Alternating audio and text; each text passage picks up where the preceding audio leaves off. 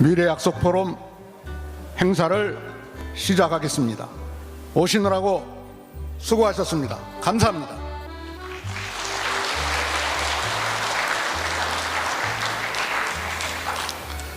행사에 앞서 국민의례 시간을 가지려고 합니다.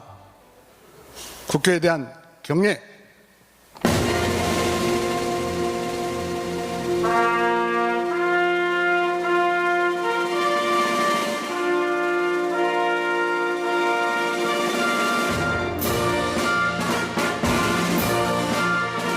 나는 자랑스러운 태극기 앞에 자유롭고 정의로운 대한민국의 무궁한 영광을 위하여 충성을 다할 것을 굳게 다짐합니다.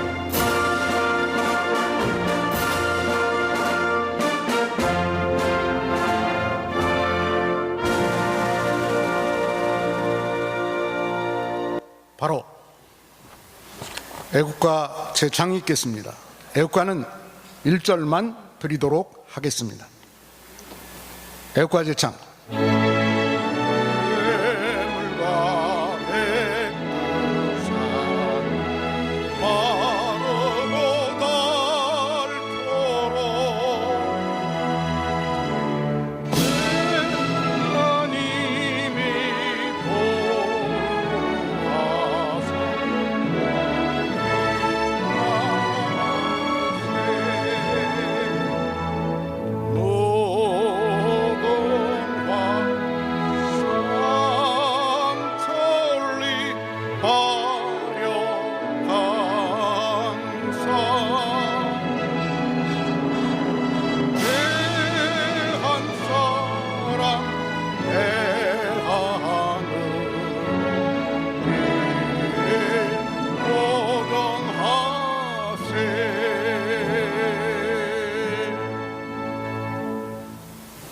자리에 착석하시겠습니다. 환영사를 대한기독노인회 이사장님이신 장상흥 장로님께서 해주시겠습니다. 올라오실 때 박수로 맞아주시기 바랍니다.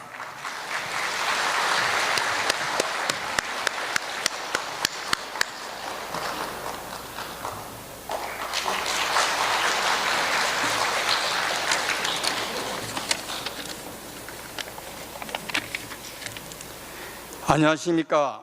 대한기독노인회 장상흥 이사장입니다. 오늘 이 행사에 많은 분들께서 참석해 주셔서 대단히 감사합니다. 미래약속 포럼은 선진 대한민국을 단단하게 만들어 자라나는 후손들에게 자랑스러운 나라를 물려주기 위해 지난 27년간을 많이 노력해 왔습니다.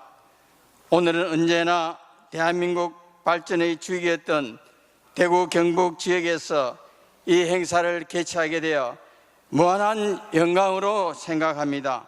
특히 오늘은 격변하는 국제정세와 대한민국 선택이라는 중요한 주제로 말씀을 나눠주실 국민의힘 권승동 의원님을 모셨습니다.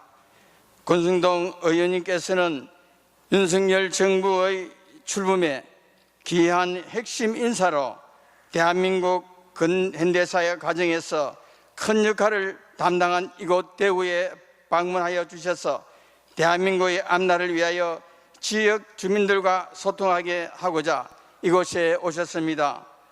권승동 의원님, 이번 강연은 우리가 직면한 복잡하고 다차원적 국제 환경 속에서 대한민국이 나아가야 할 함께 고민하고 모셔가는 소중한 기회가 될 것입니다. 다시 한번 이 자리에 함께 해주신 권승동 의원님과 바쁘신 중에도 참석하신 모든 분들에게 감사의 말씀을 드립니다. 감사합니다.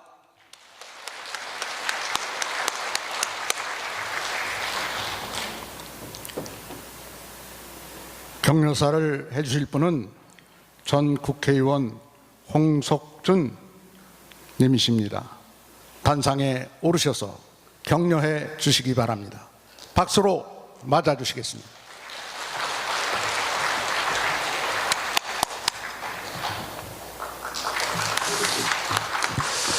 예, 존경하는 기빈 여러분, 그리고 우리 대구 지역을 이끄는 지도자 여러분 반갑습니다. 오늘 미래 약속 포럼에서 격변하는 국제 정세와 우리 대한민국의 준비 역할에 대해서 정말 귀중한 말씀을 해 주실 우리 권성동 대표님 강연에 석강에 오신 것을 진심으로 환영합니다. 우리 권성동 대표님은 잘 아시는 것처럼 우리 현재 국민의힘의 대표적인 중진 의원으로서 많은 역할을 하고 계시는 훌륭한 정치인입니다. 저하고는 제가 21대 때 원내 부대표로서 원내 대표 하실 때 제가 모신 바도 있습니다만은 제가 느낀 인상은 정말 뚝심의 정치인이라고 생각을 합니다.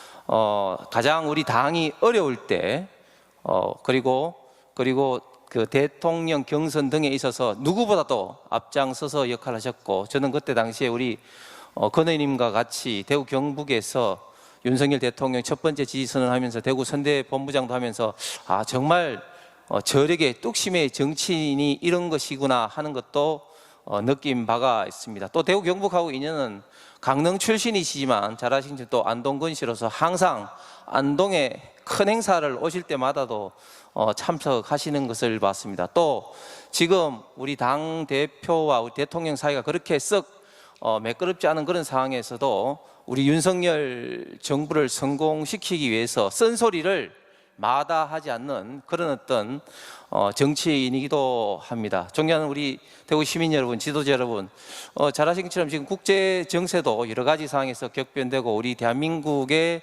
상황도 그렇게 녹록치 않은 상황입니다. 이런 상황에서 우리 우파 자유시민들이 윤석열 정부를 성공시키기 위한 그런 어떤 노력하는 자세가 저는 어떤 때보다도 필요하다고 생각합니다. 물론 지금 윤석열 정부가 일부 잘못한 것 때문에 우리 대구 경북에서도 지지를 잃어버린 그런 경우 있습니다만, 그러나 우리 대구 경북이 윤석열 정부를 만든 지역으로서 반드시 윤석열 정부가 성공해야 대한민국의 미래가 있다고 생각을 합니다. 오늘 그런 측면에서 우리 권성동 존경하는 대표님께서 훌륭한 강연을 하실 때 많은 인사이트를 얻을 것이라고 확신을 합니다. 다시 한번 오늘 강연에 참석하신 모든 분들께 진심으로 감사의 말씀을 드리면서 우리 미래 약속 포럼의 영원한 발전과 그리고 우리 권성동 대표님과 여기 계신 많은 분들의 무궁한 번영과 발전을 기원합니다. 고맙습니다.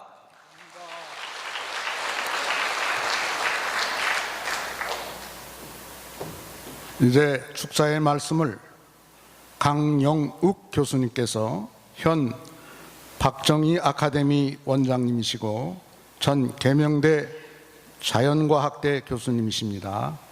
박수로 맞아주시겠습니다.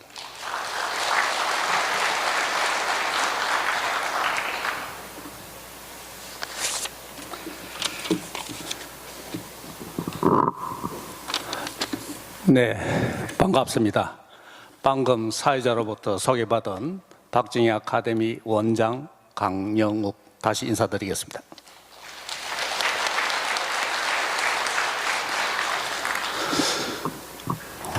여기 올라와서 보니까 굉장히 많이 오셨네요. 귀한 시간 내셔가지고 이래 나라 걱정이 많으신 분들이 이렇게 많다고 생각하니 제가 올라온 저 입장에서도 굉장히 기쁘고 참 이 자리가 귀한 시간이 되겠다라는 생각을 갖게 되어집니다. 사실 지난 27년간 미래 세대에게 꿈을 주고 희망을 주기 위하여 그리고 국민 소통과 통합을 위해 기여하는 이 사단법인 미래 행복 포럼 이 나서 가지고 지금 오늘 권성동 국회의원님을 모시고 나라의 안팎의 이야기, 특히 격변하는 국제 정세와 그리고 한국의 선택이라는 주제로 세미나를 개최하게 한다는 것에 축하의 말씀과 그리고 감사의 말씀을 전합니다. 사단법인 미래행복포럼의 임영문 그리고 박영진 공동대표님과 그리고 박인복 그리고 이 행사를 준비한 모든 관계자 여러분께 우선 감사의 말씀을 드리고, 특히 한국기독교 노인회 이사장이신 장상홍 이사장님에게도 감사의 말씀을 드립니다. 미국 27대 대통령으로 트럼프 대통령이 당선이 되었습니다. 모두 많이들 놀라셨다고 생각이 듭니다. 사실 트럼프 대통령이 등장함으로써 세계의 각 나라가 기대와 우려의 속에서 긴장을 하고 있습니다. 특히 우리나라도 같은 처지가 아닌가라는 생각을 많이 가져봅니다.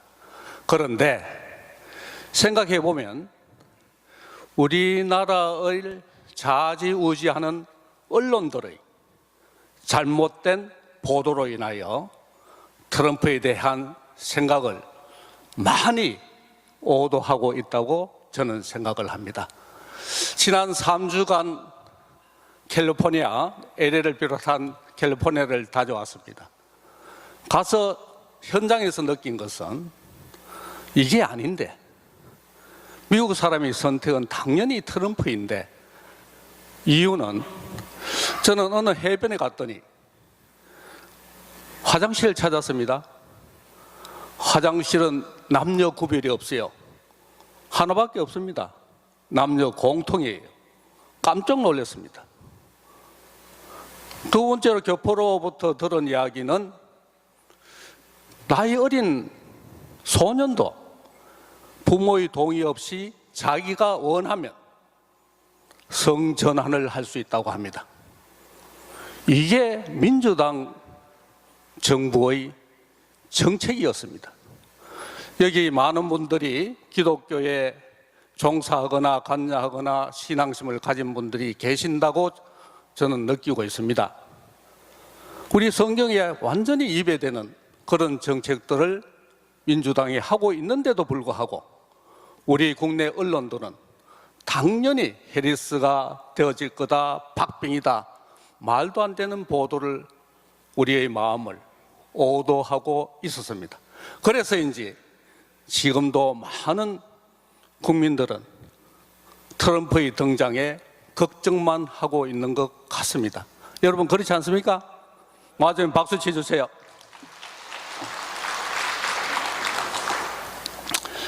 사실 생각해 보면 미국 여론이 어땠습니까? 해리스가 이긴다, 박빙으로 이긴다는 게 계속 언론에 나왔죠.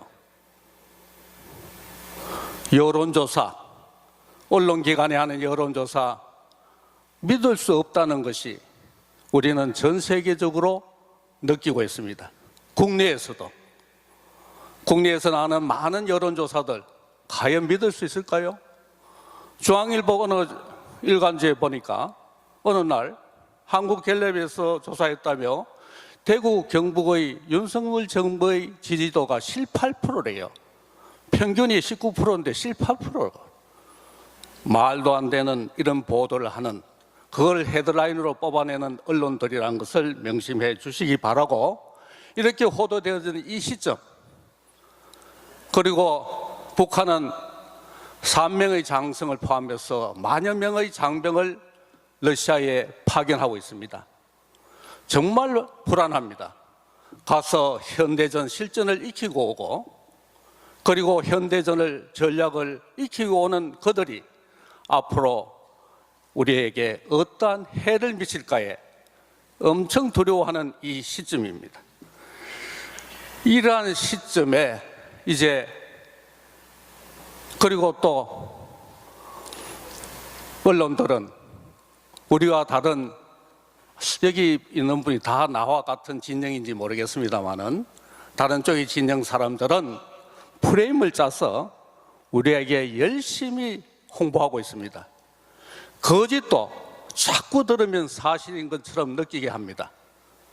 이런 가짜 프레임에도 우리 우파 진영은 여러 가지로 혼돈 속에 우왕좌왕하고 있습니다.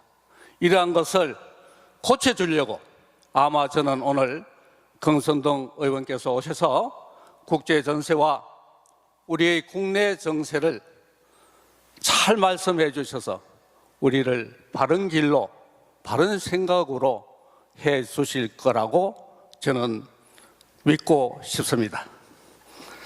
사실 귀한 말씀을 통해서 우리 마음을 채워주실 거고 우리의 갈 길을 밝혀주실 권선동 의원에게 다시 한번 박수 부탁드리겠습니다. 어쨌든 다시 한번 더 이 자리를 마련하신 분들 감사드리고 이 자리 세미나 축하드리고 여기 오신 모든 분들이 건강과 주님의 축복 속에서 영원하시기를 바라면서 축사에 가름하겠습니다. 감사합니다. 감사합니다. 이제 격변하는 국제 정세와 대한민국의 선택, 이것이 오늘 주제 강연입니다. 권성동 의원님께서 나오셔서 이 강연을 주제로 말씀해 주시겠습니다. 국민의힘 국회의원 권성동 의원님 나오시겠습니다. 박수로 환영해 주시기 바랍니다. 예, 반갑습니다. 강원도 강릉 출신의 권성동 의원입니다. 이렇게 우리 보수 우파의 심장이자 본산인 대구에서 우리 존경하는 대구 시민 여러분들께 인사를 드리게 돼서 정말 영광으로 생각을 합니다. 그리고 오늘 저를 이 자리에 초청해 주신 사단법인 미래약속 포럼의 이명문, 박영진 두 분 회장님께도 감사를 드리고 또 후원해 주시는 대한기독교노인의 장상흥 이사장님께도 고맙다는 말씀을 전합니다. 그리고 저에 대해서 좋은 말로 소개를 해주신 우리 홍석준 의원님 그리고 강영욱 원장님께도 감사하다는 말씀을 드립니다. 윤석열 정부를 탄생시키는데 역할을 하신 건데 알고 계시죠? 제가 사실은 우리 존경하는 그 홍준표 대구시장님 그리고 원희룡 전 장관님 그리고 윤석열 당시 총장님 세 분 다 검찰에서 함께 근무를 했습니다. 그런데 왜 제가 윤석열을 선택했느냐? 제가 그 당시 4선 국회의원이었는데 가만히 곰곰이 생각하니까 문재인 정부의 폭정을 끝내려면은 정권 교체를 해야 되겠다. 그럼 정권 교체를 하는데 누구를 선택해야 되느냐? 처음에는 고민이 많았습니다. 원희룡 장관은 제 검찰 같은 부에서 서울중앙지검 형사4부에 제 후배 검사를 제하고 같이 근무를 했고 홍준표 시장은 제가 서울지검 특수부 검사할 때 옆에 강력부 검사로 같이 근무를 했고 그리고 윤석열 총장은 광주지 대검 제가 과장일 때 연구관으로 광주지검 부장검사 때 윤석열 총장이 광주지검 검사로 이렇게 같이 근무를 했습니다. 그러니까 다 친분이 있으니까 누구를 선택하기가 참 어려웠는데 저 선택 기준은 딱 하나였습니다. 정권 교체를 할 수 있는 인물, 정권 교체가 가능한 인물, 그 당시 분위기로는 윤석열이었습니다. 그래서 윤석열 총장과 만나서 당으로 입당을 해라. 그리고 캠프를 만들어서 같이 하자. 이렇게 해서 대통령을 만들었습니다. 대통령을 만드는 건 이 자리에 계신 모든 분들과 윤석열을 지지하는 모든 국민들 덕분이었습니다. 그런데 저도 정치인이기 때문에 정치적 욕심이 있죠. 왜 없겠습니까? 하지만 대통령 만드는데 앞장섰다고 해서 대통령에서 기대서 한 자리를 하게 되면은 또 다른 논란과 비판이 올 것 같더라고요. 그래서 저 개인적인 욕심은 딱 버렸습니다. 새벽 4시에 TV 화면에 윤석열 대통령 당선 확정 딱 떴습니다. 그때 제가 윤석열 당선인에게 말씀드렸습니다.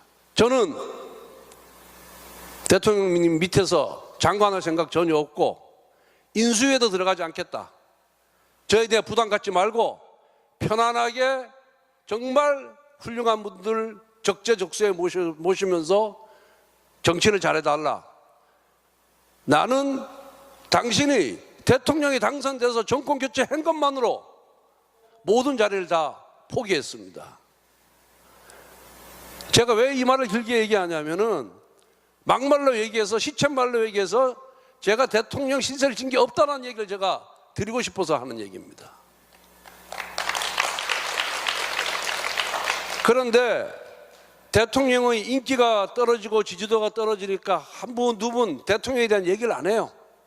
특히 지난 총선에서 우리가 대표한 이후에는 대통령을 옹호하거나 대통령을 변호하거나 대통령의 편에 서서 얘기하는 국회의원들이 거의 없었습니다. 근데 저는 그럼에도 불구하고 했습니다. 왜 했냐? 윤석열 정부가 실패하면은 더 이상 우리 당의 미래가 없다. 정권 재창출은 물 건너간다. 그 생각 때문에 제가 했습니다. 어떤 사람들은 그래요. 뭐 윤석열 대통령한테 뭐 한 자리 얻지도 못하고 말이야. 윤석열 대통령 정부에서 뭘 하지도 못했는데 뭘 그래 앞장서서 나서서 하냐. 인기도 없는데 뭐하러 편을 드냐. 이런 말씀 하시는 분들이 간간히 있었습니다. 그렇지만은 저는 정당인입니다. 그리고 보수 정치인입니다.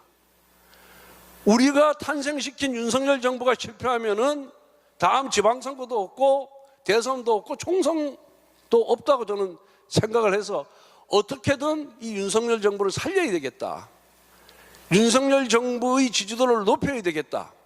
저는 이 생각밖에 없었기 때문에 과감하게 정치적인 득실을 따지지 않고 제가 나섰던 겁니다. 그런데 우리 대구 시민들께서 압도적인 지지를 보내주었기 때문에 윤석열 정부가 탄생한 겁니다. 대통령이 된 겁니다. 물론 많은 국민들이 도와주셨지만은 지역적으로 봤을 때는 TK 국민들께서 가장 많이 도와주셨습니다. 지지도 그거 한번 올려보세요.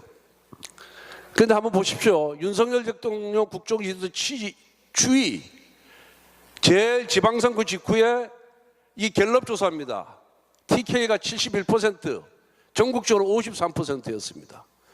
근데 쭉 떨어져 가지고 지금 26% TK가, 그리고 전국은 20%가 나왔습니다. 여러분들, 제가 오늘 대구에 와서 강연은 처음입니다. 여러분들에게 호소드리고 싶어 왔습니다. 호소드리고 싶어서. 여러분들이 만들어낸 윤석열 정부, 물론 마음에 안 드는 부분이 있죠. 또 실수한 부분도 있습니다. 그래서 지지를 많이 철회했습니다. 이거 20%대로 국정 운영에 동력이 생기겠습니까? 앞으로 임기가 2년 반이나 남았습니다. 여러분들이 만든 윤석열 정부 성공해야 보수의 미래가 있고 대한민국의 미래가 있지 않겠습니까, 여러분?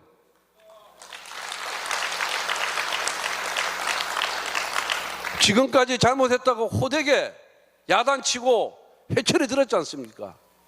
대통령께서 반성하고 앞으로 잘하겠다 약속하고 다짐하지 않았습니까? 다시 한번 기회를 주시면 어떻겠습니까, 여러분?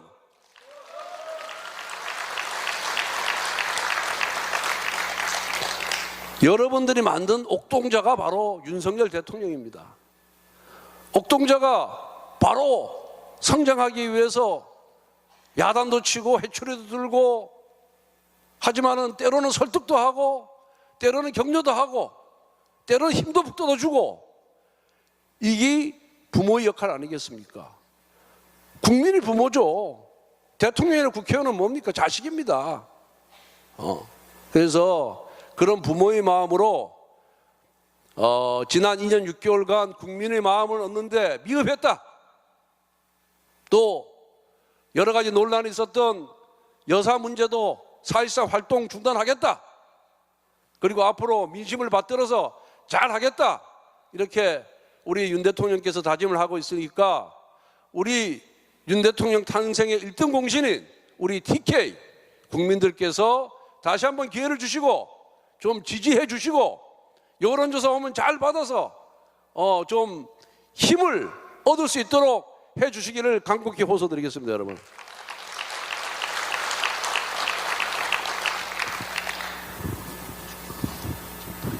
오늘 이제 주제가 격변하는 국제 정세와 대한민국의 선택 이렇게 되어 있는데 굉장히 어려운 주제입니다. 사실 제가 외교안보 전문가가 아니기 때문에 이 주제를 받고 열심히 공부해서 오늘 이 자리에 왔습니다만은 이 강연을 하기 이전에 하나 더 말씀드리고 싶은 거는 당정이 갈등을 빚으면 안 됩니다. 국민들이 누려보실 때는 당정은 하나의 모습입니다. 당이 따로 있고 정부가 따로 있는 게 아닙니다.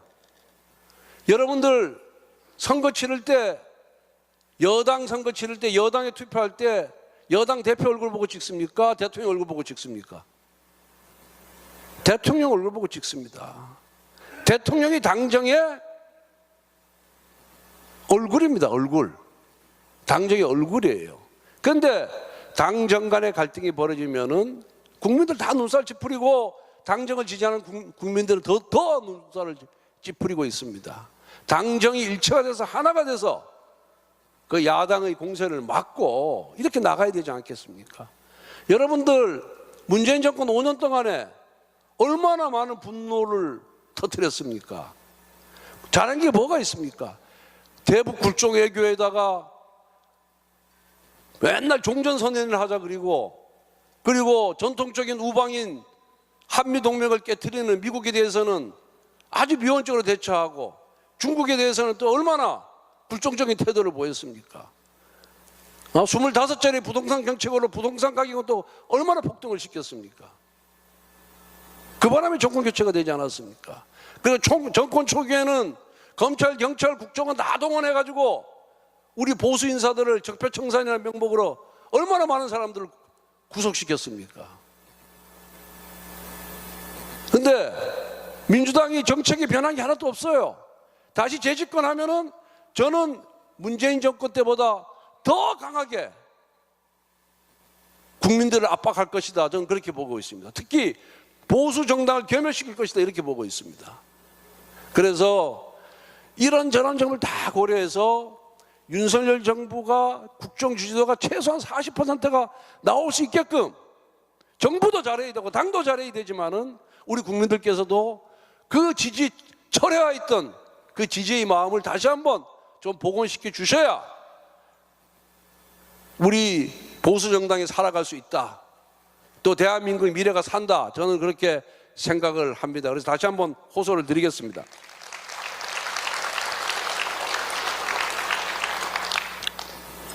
그럼 지금부터 주제에 맞게끔 강연을 말씀을 그렇게 드리도록 하겠습니다.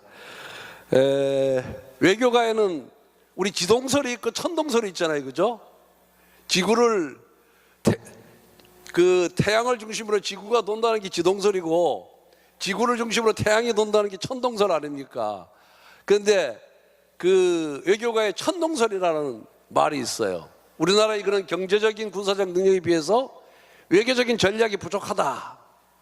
이렇게 이제 비판하는 말을 이제 천동설이라 그러는데 문재인 정부 때 내내 뭐 했습니까? 남북관계 개선, 종전선언, 뭐 이런 거 매달려 가지고 어떻게 했습니까? 그냥 국제정세 모르고 자기 하고 싶은 거 그리고 보고 싶은 거 했던 것이 이 한반도 천동설의 전형이었다 이렇게 보고 있습니다. 그런데 여러분들 현재의 국제정세는 뭐냐? 1990년대 소련이 붕괴되면서 탈냉전 시대가 됐습니다. 한 30년간 세계 평화 무드였어요. 거의 큰 전쟁도 없었고, 그리고 오로지 경제적 이익만 취했던 그런 시절 탈냉전이었는데, 이 30년이 지난 2010년부터 이제 신냉전 시대가 됐습니다. 그래서 탈냉전에서 신냉전 시대가 왔다. 그 신냉전 시대는 뭐냐? 북한, 러시아, 중국이 한편이고, 자유, 미국, 한국, 일본을 비롯한 자유민주주의 진영이 한편인 돼서 대결하는 시대가 지금 도래가 된 겁니다. 과거 1990년 이전에, 소련이 해체되기 이전에 어떻게 됐습니까? 소련을 중심으로 하는 동구권 공산국가와 미국을 중심으로 하는 자유민주국가 간의 대결 양상이었잖아요. 그것이 30년간 사라졌다가 다시 생겼습니다. 그래서 탈냉전에서 신냉전 시대가 됐다, 이렇게 보고 있는 겁니다. 그러면은 이걸 누가 자초를 했냐? 중국이 했습니다. 중국이 부상하고 진짜 빅2가 되니까, 세계의 빅2가 되니까 이제 미국이 견제하기 시작한 겁니다. 과거 처음 그 중국이 개혁 개방을 하면서 등소평은 뭐라고 얘기했냐면은 도광양해라고 자신을 드러내지 않고 실력을 기른다고 했고, 그 다음에 중국 국가주석인 장쩌민은 유소작이라고 해서 할 수 있는 일을 한다. 후진타오도 평화롭게 일어선다, 이렇게 했는데, 시진핑 주석이 들어서면서 대국 굴기라고 했지 않습니까? 대국으로서 우뚝 선다. 그러면서 1대1로 전략을 펼치면서 세계 곳곳에 아프리카까지 중국의 영향력을 심어주기 위해서 엄청 커진 거예요. 그러니까 이제 미국이 안 되겠다, 이거 잘못하다 우리나라 지위가 흔들리겠다 하면서 중국하고 패권 경쟁을 벌이기 시작했습니다. 미중 패권 경쟁을 벌이기 시작했는데, 그러면서 이제 모든 자유진영 국가들에게 양자택일을 강요하고 있습니다. 선택해라. 미국을 선택할 것이냐, 중국을 선택할 것이냐. 선택해라. 이게 지금 현 주소입니다. 그럼 여러분들 누구를 선택해야 되겠습니까? 미국을 선택해야 되겠습니까? 중국을 선택해야 되겠습니까? 그렇죠. 그 탈냉전 30년 기간 동안에 우리나라는 중국과 수교를 하면서 안미 경중, 안보는 미국하고 하고 경제는 중국하고 한다 하는 안미 경중 정책으로 재미를 많이 봤어요. 우리가 사실은 경제적으로 많이 성장도 하고 재미를 봤는데, 이제는 안미 경중을 할 수가 없어요. 두 강대국 사이에 서로 나를 선택하라 그러니까, 그러면은 결국은 미국은 선택할 수밖에 없습니다. 왜? 자유민주주의 체제는 같은 체제를 갖고 있고 같은 가치를 갖고 있는 거예요. 체제와 가치를 같이 하는 것과 연대를 할 수밖에 없다, 저는 그렇게 생각합니다. 그런데 문재인 정권 때는 어떻게 했습니까? 노골적으로 친중 정책을 폈잖아요. 문재인 대통령이 중국에서 흔쾌히 오란 소리도 안 하는데 자기 혼자 날아가가지고 혼밥 먹었던 거 기억나시죠? 거기 가가지고 또 얼마나 사대주의적인 발언을 했습니다. 중국 몽을 함께 구겠다. 중국은 거대한 봉우리다. 이러면서 엄청나게, 제가 보기에는 아부를 했죠. 또 이해찬도 한국과 중국은 타고난 파트너다, 이런 얘기를 하고, 광주 같은 경우에는 중국 공산당 군가를 작곡한 정률성, 이 기념공원을 만들고 거리를 만들면서 지금 찬양을 하고 있지 않습니까? 그래서 거다가 사드 배치, 얼마나 또 문재인 정부가 방해를 했습니까? 그 방어적인 수단이에요. 사드가 공격무기가 아닙니다. 북한에서 미사일이 날아왔을 때 요즘 이스라엘하고 이란하고 전쟁할 때 보면은 미사일이 막 날아오잖아요. 그럼 아이언돔이라고 해가지고 공중에서 다 격추를 시키지 않습니까? 사드도 북한에서 날아오는 미사일을 격추시키는 방어용 무기입니다. 방어용 무기. 그런데 그 사드 배치를 무슨 환경 영향 평가가 어떤 일이 주민의 반대가 어떤 일이 하면서 엄청나게 그까지 막은 거 아니겠습니까? 그러니까 미국에서 그때 뭐라 그랬어요? 한국이 이러고도 동맹이냐? 한국이 이러고도 동맹이냐? 이렇게 했습니다. 그래서 보수 정당 우리 당이 지금까지 해온 거 보면은 부족한 점이 많이 있어요. 부족한 점이 많이 있지만은 외교 안보적인 측면에 봐서는 저는 잘하고 있다. 이 외교 안보 때문에라도 정권을 민주당에 넘겨주면 안 된다. 대전략이 다 흐트러지거든요, 우리나라. 저는 그렇게 생각하는데 어떻게 동의하십니까?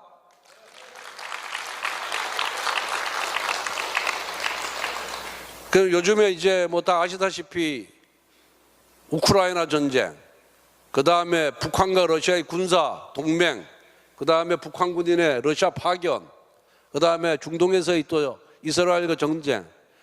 이거 뭐 외교 이 국제 정세가 엄청 불안하잖아요. 혼란스럽고 이로 인해 가지고 세계의 뭐 곡물이라든가 원자재라든가 이런 공급 질서가 다 흐트러졌습니다. 그러다 보니까 세계 경제가 다 어려워요. 그래서 지금도 대한민국 경제가 어렵죠. 회복이 잘 안 되고 있습니다. 다만 물가는 선진국 10개 중에서 세계 빅10 중에서 10개 국가 중에서 물가는 가장 안정적으로 지금 운영이 되고 있는 겁니다. 그거 하나는 잘했어요. 그렇지만은 내수 경기를 못 살린 점에 대해서는 그건 뭐 우리 정부의 책임이다. 그렇지만은 대한민국의 무역 의존도가 대외 의존도가 75%입니다. 대한민국 경제가. 그러니까 무역 의존도가 75%이기 때문에 글로벌 경제의 영향을 가장 많이 받는 나라가 우리나라입니다. 일본이 얼마인지 압니까? 일본 수출 국가 같죠? 일본의 무역 의존도, 대외 의존도는 27%밖에 안 됩니다. 대한민국이 세계에서 두 번째예요. 미국은 대외 의존 안 하고 자국 경제만으로도 충분히 운영될 수 있는 대국입니다. 인구가 3억이고 대규모 경제를 갖고 있는 거예요. 그만큼 우리나라 경제가 취약한데 대외 여건이 안 좋으니까 거기에 영향을 받아서 지금 살아나지 못하고 있는 그런 형편입니다. 거기다가 또 트럼프 대통령 당선되니까 어제 보셨지만은 주가 폭락했죠. 그 다음에 환율 인상이 됐죠. 그러면서 경제가 지금 어려운 처지에 있다. 그렇지만은 이 신냉정 시대에 북중러와 자유민주주의 체제, 자유민주주의 진영 간의 대결 구도에서 우리는 미국을 선택할 수밖에 없다. 근데 미국이 전략이 어떠냐? 대외 전략이 여기는 지역볼 파트너를 통해 가지고 북한, 중국, 러시아를 견제하는 거예요. 트럼프도 당선되자마자 일성으로 뭐라 그랬습니까? 취임 일성으로. 그리고 그 인상하는 거 보면 전부 대중국 강경론자들을 다 국무장관, 안보보장관 다 임명했지 않습니까? 그래서 결국은 우리 동북아시아에서는 미국은 한국과 일본하고 파트너십을 맺고 남태평양에서는 호주, 뉴질랜드, 유럽에서는 EU, 그리고 중동에서는 이스라엘을 동맹국으로 맺어서 북한, 중국, 러시아 그 진영을 견제하겠다는 것이 미국의 대외 전략입니다. 그럼 우리나라는 어떻게 해야 되냐? 트럼프는 그 다음에 트럼프가 외교의 뭡니까? 아메리카 퍼스트잖아요. 그죠? 미국 우선주의를 지금 채택을 했습니다. 경제적 측면에서는 자국 산업을 키우겠다. 미국에 수출하려면은 미국에 공장 많이 지어서 미국 사람들 많이 고용해라. 그리고 트럼프가 뭐라 그랬어요? 세계에서 가장 아름다운 언어를 뭐라 그런지 압니까? 관세라 그랬습니다. 관세. 수입품에 매기는 세금. 관세. 세계에서 가장 아름다운 언어가 관세랍니다. 트럼프 표현에 의하면은. 그러면서 미국 산업 이익을 극대화하기 위해서 저가인 중국산 제품에 대해서 관세 60%를 때리겠다. 이렇게 이미 공언을 했어요. 그래서 미국과 중국 사이에 이제 경제전쟁이 벌어집니다. 혹시 모르겠어요. 중국산 제품에 대해서 관세를 많이 때리면은 우리나라 제품이 많이 팔릴 가능성도 있는데 그건 좀 더 두고 봐야 될 것 같고요. 그 다음에 외교 안보 차원에서 자국 우선주의는 뭐냐? 미국 이익이 안 되면은 자기 지원 안 하겠다는 거예요. 미국 이익이 안 되면은. 미국의 이익이 안 되면은 지금은 뭐 여기저기 전쟁도 하고 막 가서 해주지만 전쟁도 안 하겠다. 이게 트럼프의 자국 우선주의의 핵심입니다. 그렇지만 동맹을 또 무시하겠다는 건 아니에요. 앞에서 말씀드린 바와 같이 지역별 동맹국가를 통해서 북한, 중국, 러시아의 팽창을 막겠다는 것이 미국의 핵심 전략이기 때문에 그거는 바이든 행정부나 이 트럼프 행정부랑 똑같습니다. 그거는. 그래서 결국은 우리가 여기서 줄타기를 잘하면서 이걸 해결해야 되는데 이렇게 하려면 어떻게 해야 되냐? 뭐 부국 강병할 수밖에 없어요. 우리가 스스로. 그리고 우리가 군사력으로서는 세계 5위고 경제력은 세계 10위의 대국입니다. 그러니까 우리도 이제 과거에 봤던 습성에서 벗어나야 됩니다. 우리가 주도적으로 대외 전략을 펴야 돼요. 대외 전략을. 그래서 결국은 대내적으로는 부국 강병을 이루고 대외적으로 우방을 확대해서 우리의 외교의 지평을 더 넓혀야 이 험난한 국제 정세를 헤쳐나갈 수 있다, 이렇게 생각을 하고 있습니다. 이 점에서 그러면 윤석열 정부가 어떻게 했느냐 한번 우리가 좀 봐야 될 것 같습니다. 윤석열 대통령이 취임하자마자 제일 먼저 한 것이 한미동맹 강화입니다. 과거에 이승만 대통령이 6.25 전쟁 휴전 조건으로 한미 상호 방위 조약을 맺자 그래가지고 한미 군사동맹이 맺어졌잖아요. 그런데 이거를 글로벌 포괄적 전략동맹으로 격상을 시켜가지고 이제 군사동맹에서 반도체라는 기술동맹을 넘어서 자유민주주의라는 가치동맹으로까지 격상이 됐습니다. 그러면서 우리 윤석열 정부는 북중러에 대한 견제를 명백히 했습니다. 북핵에 대해서 단호한 입장을 밝혔고 러시아의 우크라이나 침공에 대해서 규탄을 했습니다.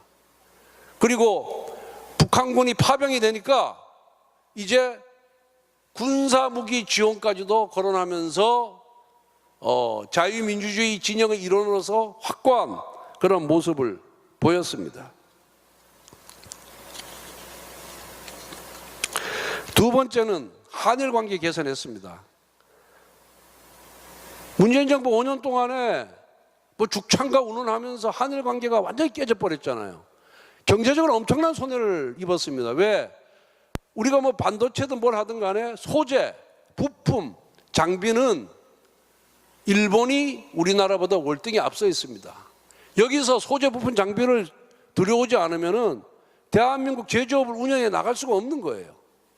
그때 얼마나 많은 기업들이 일본 그 소부장을 소재, 부품, 장비 수입이 안 되는 바람에 그걸 새로 개발하고 다른 나라에서 들여오고 이러는 바람에 얼마나 많은 비용을 치렀습니까? 그런데 어쨌든 간에 정말 문재인 정부 나쁜 사람들이에요. 이거 경제 문제를 반일 감정을 갖고 자신들의 정치적 이익을 취하려고 이거 활용한 겁니다. 그래서 이런 문제를 한일 관계를 복원시키고 협력 관계를 굉장히 심화시켰다, 윤석열 정부에서. 그리고 한번 보십시오. 후쿠시마 오염수 난리 쳤지 않습니까? 회 먹으면 안 된다고 난리치고 뭐 하더니 그 과학적 근거도 없는 거예요. 그거 우리 정부에서 불식시킨다고, 국민들이 불안하니까 불식시킨다고 1조 5천억 원의 예산을 들여가지고 그걸 불식시켰지 않습니까? 뭐 각종 검사, 수질 검사, 뭐 공기 검사, 그 다음에 또 핵물질 검사 등등등등 해가지고 세금 1조 6천억을 썼어요. 그래서 그래도 일본하고 하는 바람에 이제 소부장 협력 관계가 복원돼 가지고 산업 경쟁력이 강화가 됐고 또 상시적인 통화 수합 등을 해가지고 굉장히 이제 효과가 컸다, 저는 그렇게 보고 있습니다. 근데 이웃끼리 사이가 좋기는 참 어렵죠. 그렇지만은 경제나 안보를 위해서는 이제 일본과의 관계도 복원을 해야 됩니다. 그렇다고 일본이 우리 한반도를 침략하고 식민지했다는 걸 우선 잊어버리자는 얘기는 아닙니다. 그렇지만 우리가 미래를 향해서 이제 나아가야지 과거에 매몰될 필요는 없다. 그렇게 생각을 하고 있습니다. 여러분들 영국이라는 나라 아시죠? 그 옆에 보면 아일랜드라는 조그만 섬나라가 있습니다. 그게 영국의 수백, 700년인가 얼마 정도 식민 지배를 받았어요. 그러다 보니까 이제 아일랜드의 고유 언어인 켈트어가 있었는데 그 켈트어가 다 사라지고 영어가 아일랜드의 이제 국어가 됐습니다. 700년이라는 그런 식민 생활을 하다 보니까. 그리고 굉장히 가난한 나라였습니다. 18세기에 기근이 들어가지고 굶어 죽는 사람이 수십만 명이 나올 정도로 가난한 나라였고, 그때 1700년, 1800년, 700년 말 1800년대 미국으로 많은 이민을 갔습니다. 먹고 살 게 없으니까 신대륙으로. 그 가서 탄생한 대통령이 누굽니까? 케네디도 조상이 아일랜드인이고 바이든도 조상이 아일랜드인입니다. 그런데 그 아일랜드에서 조세도 감면시키고 등등등등 해가지고 요즘 과감한 그런 세제기를 통해 가지고 국민소득이 10만 달러가 높아요. 과거 식민지 종주국이었던 영국의 2배입니다. 영국의 2배. 그래서 그걸 뭐라 그러냐면은 국제적으로 아일랜드가 영국의 국민소득 2배가 넘고 경제적 번영을 구가하는 것을 아름다운 복수를 했다. 영국에 대해서. 그걸 아름다운 복수라고 그럽니다. 아름다운 복수. 그런데 대한민국이 작년 기준으로 1인당 국민소득이 일본을 앞질렀습니다. 이런 게 바로 아름다운 복수죠. 과거에 우리가 식민지배를 받았다고 해서 맨날 일본 규탄하고 일본하고 교류 안 하고 일본 제품 안 사고 우리한테 무슨 이익이 됩니까? 이익이 안 되는 거예요. 받을 건 받고 줄 건 주고 그러면서 경쟁을 하면서 우리가 일본을 앞서 나가면은 그게 결국은 우리가 승리하는 길입니다. 그래서 그런 면에서 한일 관계를 복원시켰다, 정상화시켰다는 것은 윤석열 정부의 치적이다 이렇게 생각을 하고 있습니다. 뭐 EU하고도 유럽연합하고도 그런 관계를 있는데 러시아 우크라이나 전쟁하고 앞에 얘기했죠. 1990년 소련이 해체되고 탈냉전이 되니까 화해의 시대가 되니까 유럽이 방위 산업을 제대로 안 했어요. 이제 무기가 많이 필요 없다. 이 평화의 시기에 굳이 방산에 투자할 필요가 뭐가 있겠느냐. 그래가지고 방위산업이 많이 죽어버렸어요.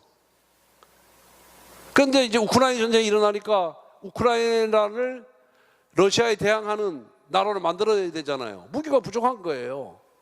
그리고 러시아하고 제가 가까운 나라가 어디입니까? 폴란드입니다. 폴란드. 2차 세계대전 때도 독일이 폴란드를 통해서 러시아로 진격했거든요. 폴란드라는 나라를 가보면 대평원이에요. 대평원. 산도 거의 없습니다. 그냥 쭉 진격하면 돼요. 그래서 결국은 우리가 그 덕분에, 이 전쟁 덕분에 EU도 이제 재무장해야 되겠다. 무기를 고도화시켜야 되겠다. 이렇게 해서 우리 방위산업이 지금 엄청난 지금 화랑을 겪고 있지 않습니까? 화랑을. 그래서 유럽이 재무장해서 본 궤도 오르면은 또 미국의 관심이, 미국의 외교 순위 1순위는 어디입니까? EU입니다. EU. 그 다음 중동이에요. 그 다음 일본이고 한국은 제일 꼴찌입니다. 미국 입장에서 봤을 때는. 그래서 유럽에 쏠린 미국의 관심이 유럽이 안정화되면은 결국 한국으로 돌아올 것이다. 저는 이렇게 보고 있습니다. 그 다음에 이제 마지막으로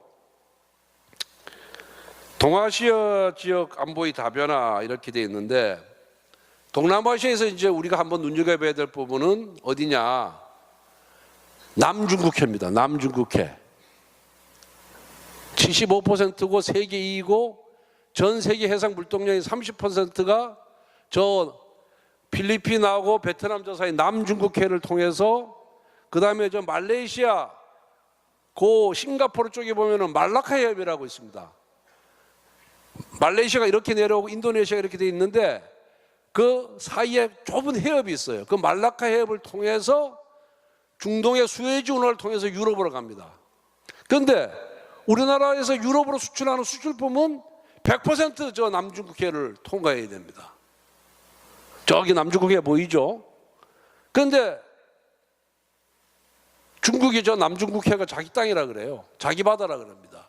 계속해서 지금 분쟁이 일어나고 있습니다. 필리핀하고 분쟁도 일어나고 베트남하고 분쟁도 일어나고 이렇게 해서 저기 이제 우리나라의 목구멍이 우리 수출하는 데서는 목구멍입니다. 저기가 만약 저기 중국이 점령하게 되고 중국이 지배하에 가면 우리 목구멍이 잡히는 결과가 됩니다. 그래서 이 동남아시아는 계속해서 인구가 늘어나고 있고 또 고도 경제 성장을 하고 있거든요. 그래서 우리도 이제 앞으로 저 필리핀이나 베트남들과의 그런 전략적 관계를 더 맺어야 된다. 우리가 앞에서도 말씀드렸다시피 일본은 저걸 잘하고 있거든요. 일본은 계속해서 지원을 하고 있습니다. 우리가 이제 세계 10위 경제대국이고 5위 군사대국인데 우리도 국제 질서를 유지하기 위해서 우리 역할을 해야 됩니다. 돈 쓸 때는 써야 됩니다. 돈 쓸 때는 써야 된다.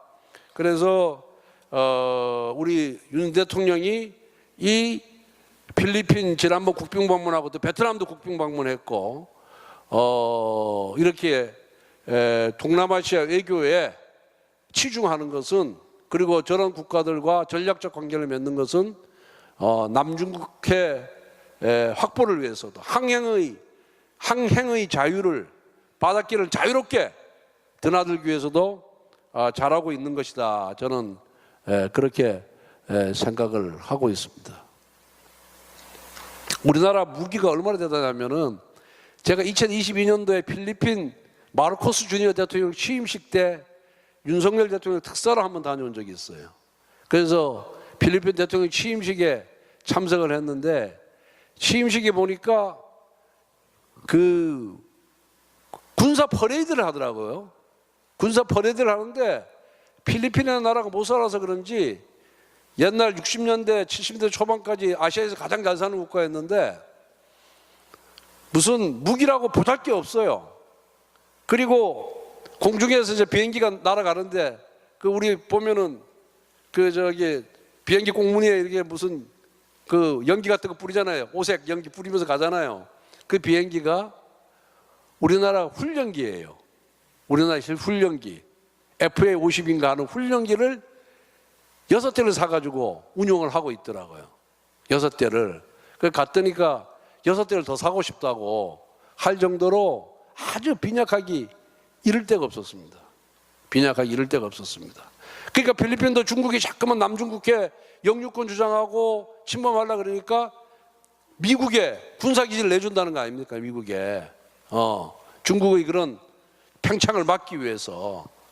그래서 해외에 나가보면은 대한민국이 정말 대단한 국가라는 것을 느끼실 수가 있습니다. 그래서 저는 윤석열 정부의 정책이나 치적 중에서 뭐 여러 분야가 있잖아요. 경제는 아까 말씀드린 바와 같이 나름대로 열심히 노력하고 있는데 내수 경기가 살아나지 않고 또 글로벌 경제와 우리가 묶여 있다 보니까 글로벌 경제가 어려워서 어렵습니다. 뭐 어렵든 저든 간에 핑계 댈 수는 없죠. 어쨌든 윤석열 정부에서 이걸 해결 못하고 있으니까 좋은 점수 받기 어렵다. 또 정치 분야도 뭐 지지도에서 나타나듯이 좋은 점수 받기가 어렵다. 그렇지만은 외교 안보 정책만큼은 격변하는 국제 정세에 맞춰서 가고 있다. 자유민주 국가와의 연대도 강화하고 가치도 공유하고 그리고 신냉전 시대에 미국과 동맹관계를 유지하면서 반도체 동맹도 하고 군사 동맹도 하고 가치 동맹도 하면서 어떻게든 이걸 헤쳐나가려고 노력을 하고 있다. 저는 그렇게 결론적으로 말씀을 드립니다. 당내 갈등, 당정 갈등 좀 짜증나시죠? 진짜 저도 뭐 우리 지역구 가면 많은 분들이 걱정을 해서 송구스럽기도 하고 몸둘 바도 모릅니다. 우리 정부 여당의 외교 안보 분야의 정책적 성과, 그리고 대외적인 경제 여건의 어려움에도 불구하고 안정적인 물가를 관리하고 있다는 이런 성과도 있었지만은 정무적인 측면에서는 사실 뭐 비판받아도 저는 마땅하다 이렇게 생각을 하고 있습니다. 정책과 정부가 조화를 이룰 때 국민들이 박수를 받는 겁니다. 정책이 뭐냐 하면은, 요리로 비유하면은 정책은 재료예요, 재료. 재료고 정무 감각 정무는 조리법입니다. 조리법. 아무리 좋은 재료가, 원재료가 싱싱하고 깨끗하다 하더라도 조리를 잘못하면 맛이 없잖아요. 그죠? 그런데 아무리 조리를 잘한다 하더라도 재료가 또 시원찮으면 또 맛이 없는 거예요. 그래서 이게 조화를 이룰 때, 정책과 정부가 조화를 이룰 때 맛이 나고, 또 정책과 정부를 이룰 때 국민의 지지를 받는 겁니다. 그런데 그런 점에 있어서 좀 많이 부족했다, 정부가. 이렇게 하고, 그래서 민주당은 또 비교해 보면, 민주당은 아직도 문재인 정부가 사라졌는데도 문재인 정부 때 외교 안보 정책을 고집을 하고 있습니다.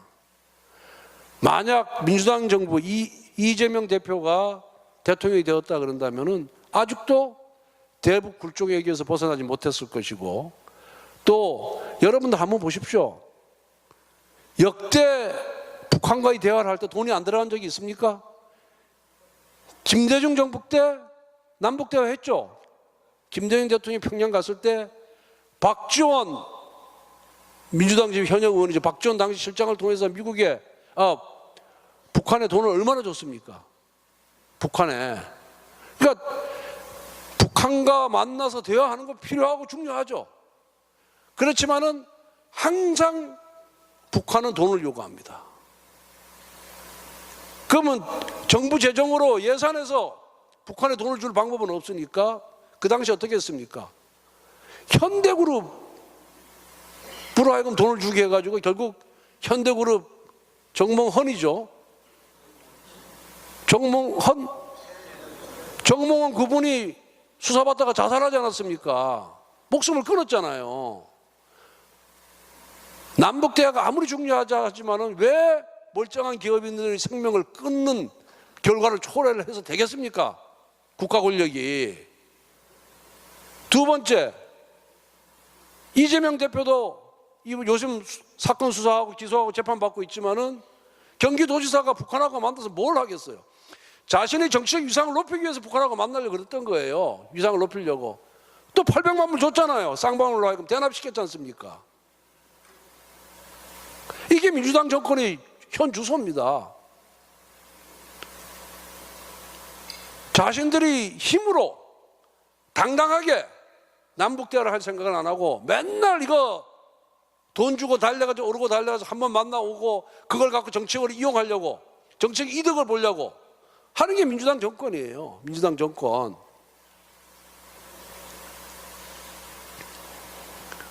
그걸 계속해서 하늘같게 파탄 나고 한미동맹 제대로 안 됐을 겁니다. 문재인 정부 때 미국 CIA가 한국 국정원에 제대로 된 정보를 안 줘요. 왜? 주면 북한에 다 넘어갈까 봐 우려하니까. 못 믿는 거예요, 한국 정부를. 동맹이지만은. 그래서 저는 기본적으로 민주당이 80년대 운동권의 시각에서 벗어나지 못하고 있다, 갇혀 있다. 저는 그래서 자유민주주의와의 연대, 신냉전 시대에 대비하게 하는 부적합한 집단이 저는 민주당이다, 이렇게 보고 있는데, 그 하나의 예가 또 뭡니까? 지난번 총선에서 승리하기 위해서 반미정당이 진보당하고 연합해서 비례대표 공천까지 하지 않았습니까? 민주당이. 그래서 과연 민주당을 맡길 수 있겠느냐, 저는 그런 생각이 듭니다. 그래서 먹고 사는 문제 중요하죠. 요즘 뭐 이재명 대 먹산이지만 먹고 사는 문제 중요합니다. 그래서 경제가 먹고 사는 문제라면은 외교안보는 그 이전에 원초적인 죽고 사는 문제입니다. 죽고 사는 문제입니다. 여러분들 서해 유성령 아시죠? 하회마을. 그 임진왜란이 끝난 후에 반성을 하자는 의미에서 징비록이라는 책을 썼잖아요. 그 징비록이라는 책에 보면은 임진왜란 당시에 먹을 게 없어가지고 부자 간에 서로 잡아먹었다. 부부 간에 서로 잡아먹었다. 이런 얘기가 나옵니다. 정말 비극적인 얘기고, 저는 이 말 하면서도 제가 지금 소름이 쫙 쏟아요. 지금 있을 수 없는 일이 발생합니다. 왜? 나라가 없으니까, 나라를 잃었으니까, 전쟁 때문에 농사를 못 지었으니까, 사람은 생존 본능이 있으니까 이제 눈에 보이는 게 없는 거죠. 이게 나라를 잃었을 때의 가장 큰 비극입니다.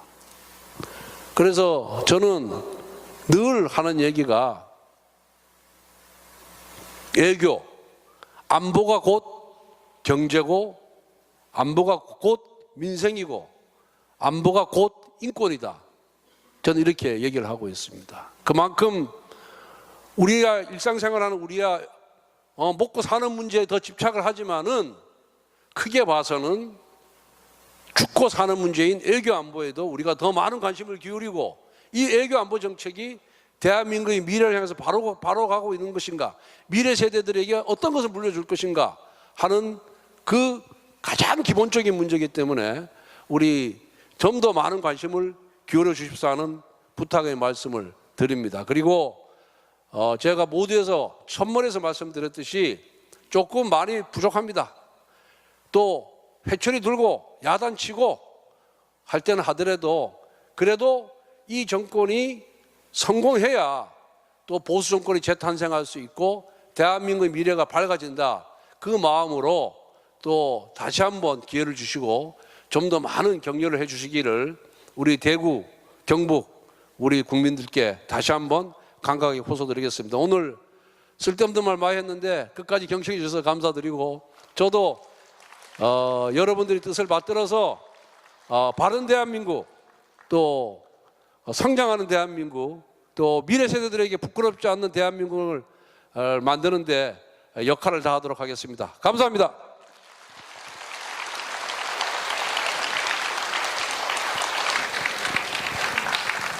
혹시 뭐 질문이 있으면은 플로어에서 질문하실 분 있으면은 받도록 하겠습니다. 뭐 이 오늘의 주제인 격변하는 국제정세와 대한민국의 선택과 관계없이, 주제 제한 없이 혹시 뭐 궁금하신 점이 있거나 있으면은 질문해 주시면 되겠습니다.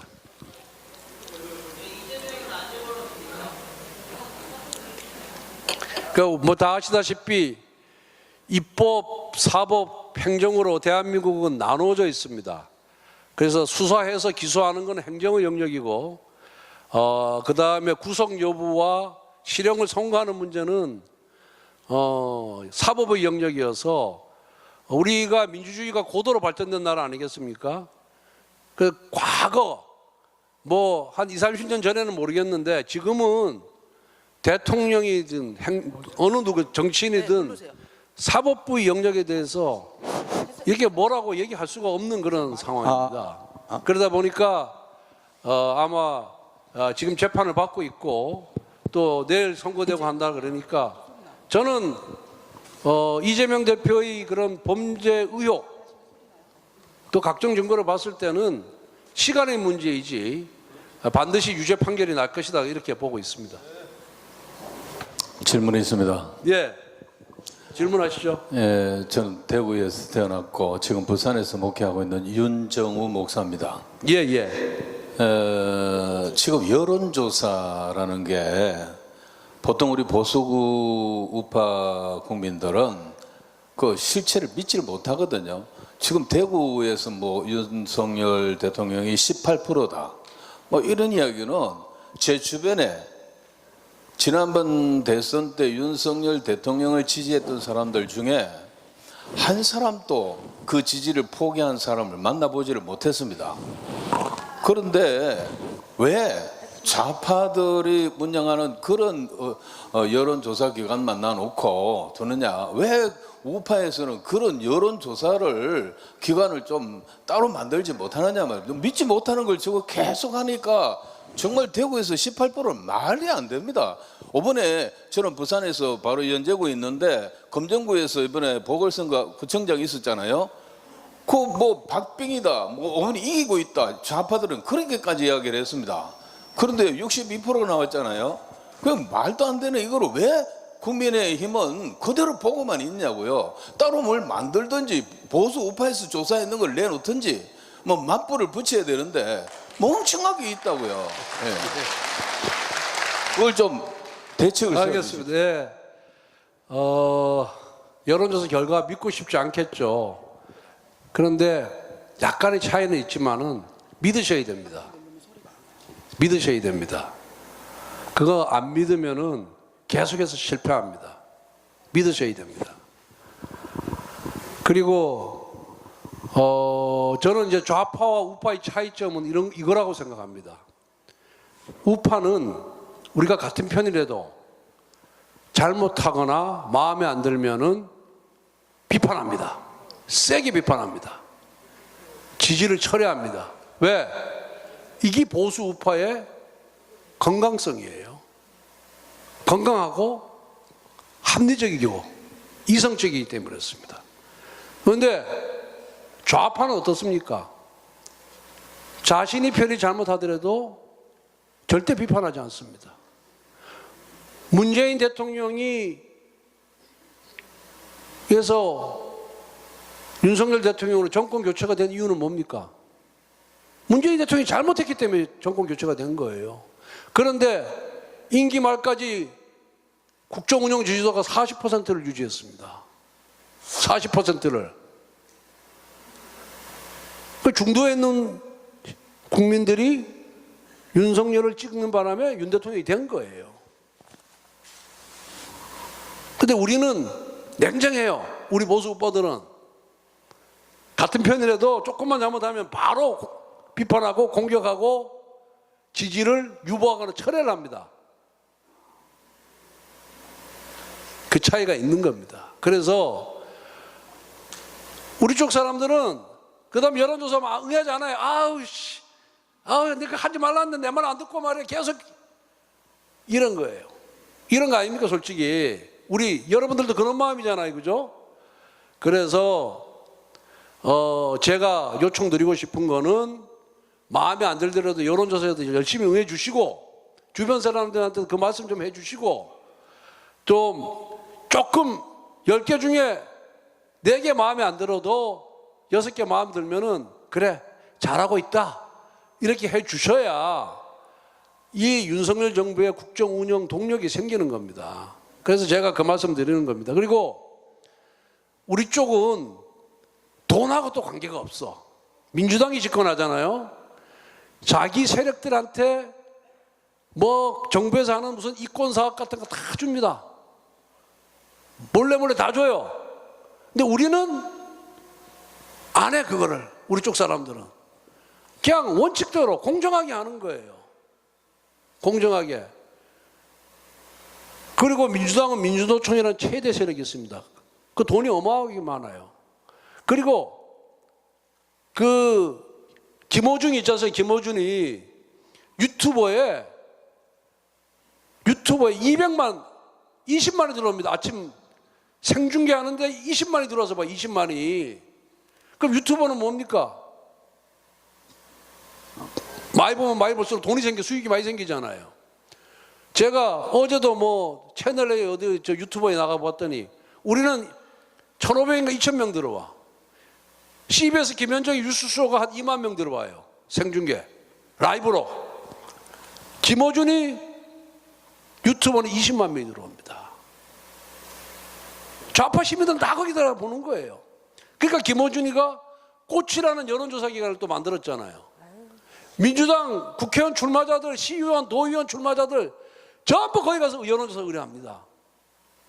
그러니까 뭐 장난치는지 안 치는지 저는 잘 모르겠습니다. 조작하는지 안 하는지 모르겠습니다만은, 그러니까 자기들이 운영하니까 뭐 조금이라도 유리하게 하겠죠, 민주당 쪽에. 근데 우리는 또 그런 사람들이 없어요. 근데 그걸 억지로 당해서 어떻게 만들 방법이 없거든요. 우리 민주파를 지향하는 분들이 좀 자기 희생을 하고 나라를 살린다는 심정을 해줘야 되는데, 그게 지금 어려운데, 지금 한 분 딱 하시는 분이 계시더라고요. 보니까 우리 쪽에도 유튜버 만드는데 또 안 들어와, 우리 쪽 사람들은 잘. 그러다 보니까 또 이게 확장하는데 좀 어려움이 있다고 또 애로사항도 얘기를 하는데, 저는 여론조사가 뭐 2, 3% 차이는 있을지언정 그래도 믿고 우리가 거기에 맞춰서 전략을 수립하고 행동하는 것이 맞다, 저는 그렇게 생각을 하고 있습니다. 예. 먼저 박수 드리고 끝내려고 합니다. 다시 한 번 더, 하나, 둘, 셋. 조명을 좀 밝게 해주세요. 다시 한 번, 하나, 둘, 셋. 화이팅! 다시 한 번, 하나, 둘, 셋. 네, 조명 때문에 좀 시간을 많이 들였습니다. 이제 이쪽 우측 쪽으로 내려가시지 마세요. 예. 설 때까지 기다립니다. 자, 두 번째 줄 사진을 찍으려고 합니다. 준비됐으면 먼저 하나, 둘, 셋. 주먹을 들고 화이팅 하면서 화이팅! 네, 됐습니다. 내려가시겠습니다. 이제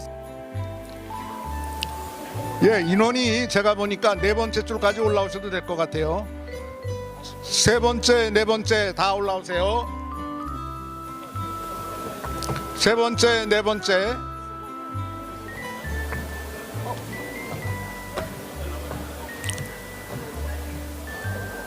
세 번째, 네 번째 올라오세요. 네. 세 번째, 네 번째.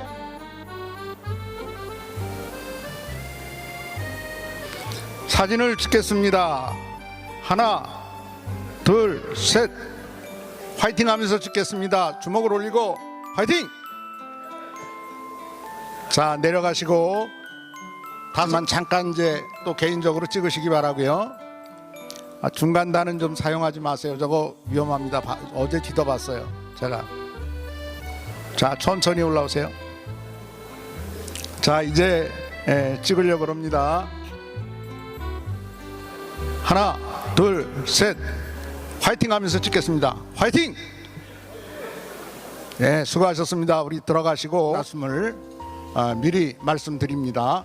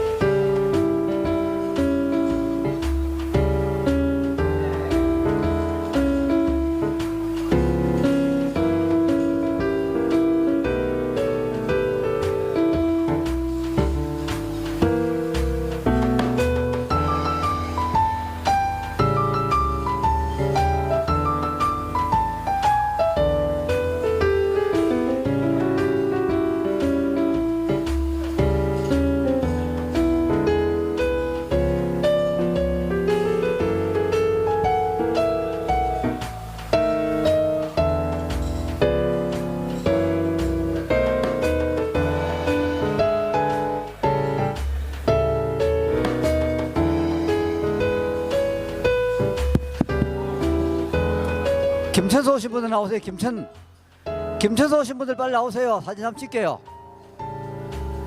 김천!